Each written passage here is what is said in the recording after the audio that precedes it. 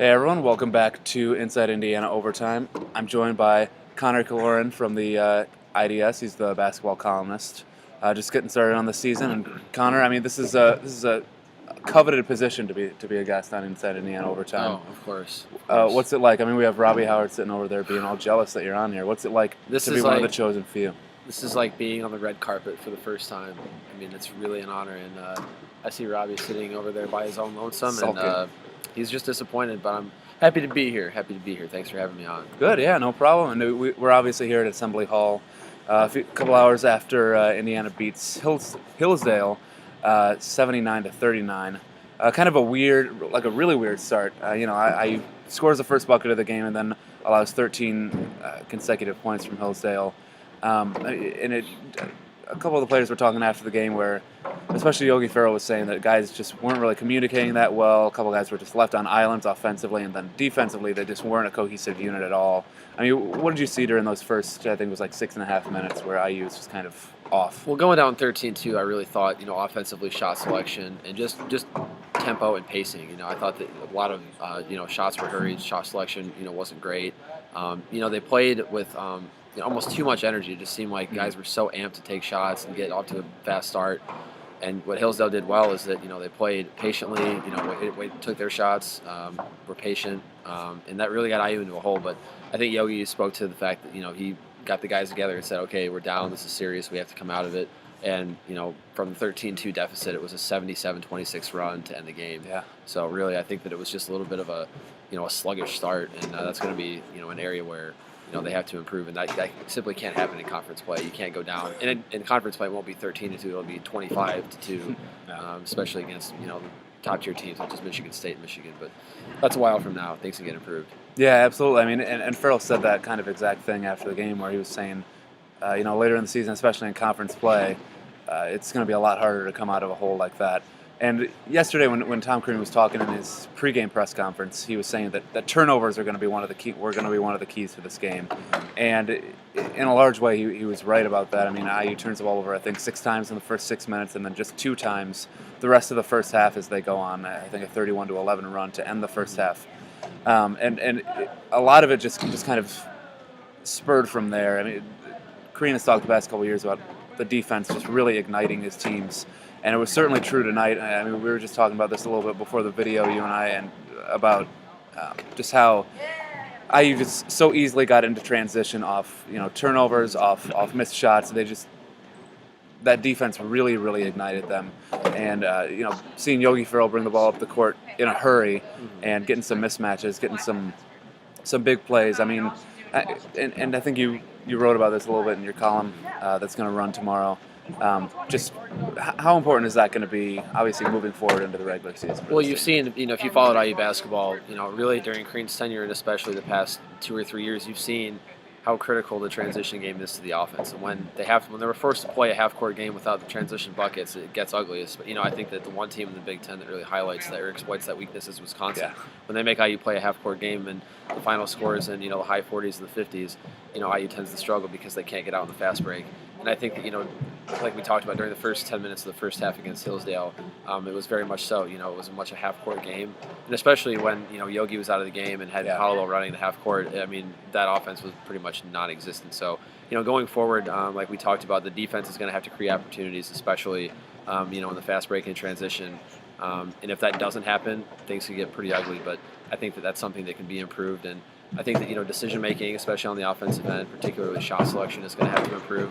I think we saw, Troy Williams drive baseline beneath the basket a couple of times and lose the ball. Yeah. And there were a lot of plays like that, not just from Williams, but from a couple of guys who, were just so excited to drive to the lane or drive towards the basket. And that's what Crean spoke to, is with the new rules, he wants players driving, but they're losing control of the ball.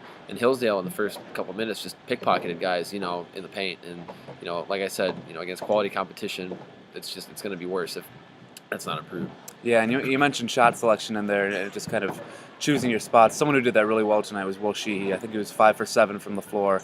Ended with 12 points. It looked like he was really heating up in the second half. He hit 2 threes in the first couple minutes, and it just looked like he was really finding his stride after being, not necessarily quiet for the first game and a half, but just, he wasn't the leading scorer, and it just didn't seem like he was, demanding the ball and demanding the offense quite as much through the first game and a half. And in that second half, he really started to take control, and then we saw him kind of collide with Evan Gordon, go down. It looked like his shin or calf or something like that. It shouldn't be too serious. I mean, he walked off the court on his own, but that's just just kind of something to watch for, obviously. And I'm pretty sure he's fine. We saw him, like you said, he walked off, and Crane talked about it in the end. He said he didn't really act too concerned. He said it was a little calf thing, and I'm sure that he was held out for precautionary reasons. So if you're an IU fan, don't fret. I mean, I think he's fine, and just didn't want to further any potential damage that was done there. And speaking of Sheehy, I think that he's going to be, along with being that senior leader, that senior voice, he's going to be what I call the glue of this team. He's really going to hold them together and be that calming presence for them. Say, he's pretty much the only, besides Evan Gordon's a fifth-year senior, but Sheehy's been around, been in the program for 3 years, pretty much been a starter the last 3 years. I know Crean says his first 7 guys were starters, so I know that he didn't actually start, but like I said, he'll be the most integral piece, and that's why he's been, I think, necessarily quiet in the first couple of games, just because he's letting the game come to him, and that's what veteran players tend to do. And like we've seen, and I talked about with Troy Williams, is that they're forcing the game to come to them, not just letting it happen for them. So that comes with experience, and as the season progresses, I think this team is only going to get better and better, and there's just such potential. I mean, when I look at this team, it's dripping with potential, but it has to be maximized. There has to be efficiency and consistency with that. Yeah, and we've seen them just kind of struggling with figuring themselves out, figuring out how who fits together on the court. I mean, there are all kinds of different lineups out there tonight, just experimenting with Luke Fisher and Noah Vonleh on the court at the same time, and Jeremy Hollowell, like you mentioned a little bit earlier, running the point for a period, which, I mean, you don't want to rely on that at all. I mean, that's just something where you want to kind of get Farrell on the bench and rest it for a little bit. So there's just tons of experimenting through these first 2 exhibition games. I know Crean said yesterday that he was really happy that they had this second exhibition game just to kind of try and work out those kinks. But tonight, again, it was, Yogi Ferrell kind of, in terms of scoring, stole the show. I mean, he shot a lot more than anyone else, I think. I mean, he took twice as many shots in the first half as anybody else did, and only took a couple in the second half. But he finishes with 14 points to lead all scorers, hits another couple three-pointers. But what I thought was really important from him was, and you kind of touched on this earlier, was he, there was a point in the first half where he just decided to just go for the basket and just drive, try and draw fouls, which he did. He got to the free throw line, I think, 6 times. He shot 6 free throws, which kind of spurred IU, and they ended up shooting more than 30 in the game, which is something that again, Crean over and over has tried to impress upon his players, is get into the bonus as quickly as possible, get to the line, and even though they didn't shoot a great percentage, they got to the line and they got I think 24, 25 points out of it. So that's obviously going to be a key. Kind of an interesting thing was that Noah Vonleh, I think, has still not made a free throw yet. I believe it was, I'm probably wrong, I think it was 0 of 6 at one point, but I think it's a little bit more than that now. But he's been, I mean, he's not just cold. I mean, he is like ice cold from, it almost looks like he's never taken free throws in his life, and I don't know if it has to do with just nerves or what it has to do with, but when he was a prep phenom up in New Hampshire, he was a tremendous shooter. So I think it might just be the nerves, but I'm sure it's got to be something that's fixed along the way. It's repetition and practice. That's how practice makes perfect, as coaches would tell us when we were kids. Yeah, exactly. And it's just kind of bizarre to see, because he's done a good job of drawing fouls, getting to the rim, and doing stuff like that. He just hasn't been able to actually convert on those free throws.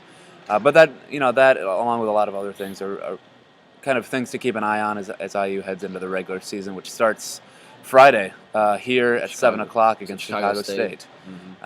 So that's what we've got from here. The couple exhibition games were basically as easy, other than those first 6.5, 7 minutes tonight. The exhibition games were, in terms of scoring, just about as easy as we expected. But we're going to get into some interesting games here in the non-conference season, see how this young team kind of comes together.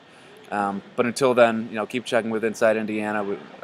Big week leading up to a football game, regular season of basketball starting. And thanks again for watching. For Connor Killoren of the IDS, I'm Alex McCarthy, and you enjoy your week.